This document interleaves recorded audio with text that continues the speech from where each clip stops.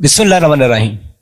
नाज़रीन, इस video clip में आपको यह बताया जाता है कि गंदम को जो तिली मारने से लेकर यानी जैंटिंग स्टेज से लेकर गोब की हालत बूटिंग स्टेज तक गंदम की अहम ज़रूरियात क्या हैं। देखिए, हमारे बेशतर काश्तकार हैं वो तो फर्ग होकर बैठ गए हैं, गंदम लगा दी, खादे में डाल दी, अब इसकी ज़रूरतें रुक गई हैं। देखिए, गंदम से बेहतर पैदावार लेनी है ना, तो इसके ऊपर मुसलसल नज़र रखनी है।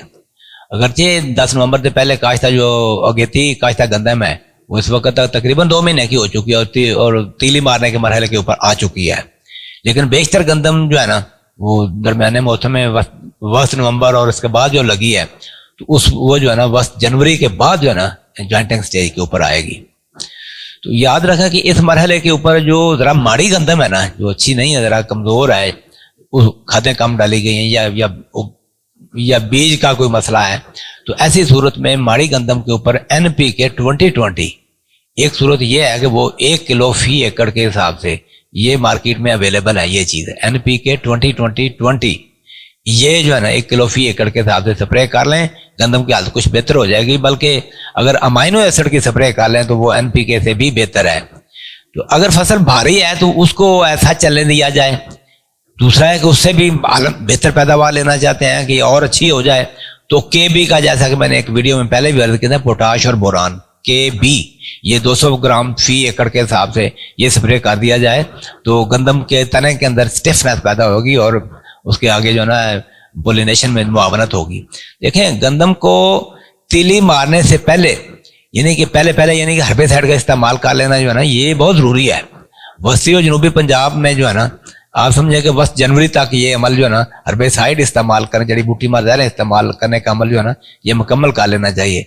जबकि शिमाली पंजाब और राइस जोन में जो है ना वो तो थोड़ा फरवरी में भी चला जाता है, वक्त फरवरी तक वो मुकम्मल कर लेना चाहिए। बात यह है कि तीली जॉइंटिंग से लेकर गोब की हालत तक 1 महीने के दौरान तकरीबन कम बेश 1 महीना ही बनता है।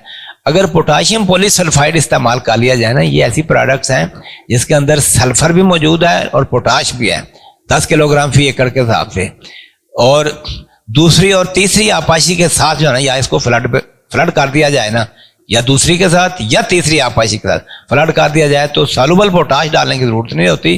फिर ये कि इसका इजाफी फंक्शन ये होगा कि बीमारियों और चूहे से भी फसल जो है ना ये महफूज रहेगी। देखें जी, गोब की हालत में सिंध में तो जो है ना आप समझें कि 80 दिनों से भी पहले गोब की हालत में आ जाती है, जबकि हमारे शिमाली पंजाब में तो 100 दिनों से भी ज्यादा लग जाते हैं गोब के आने तक।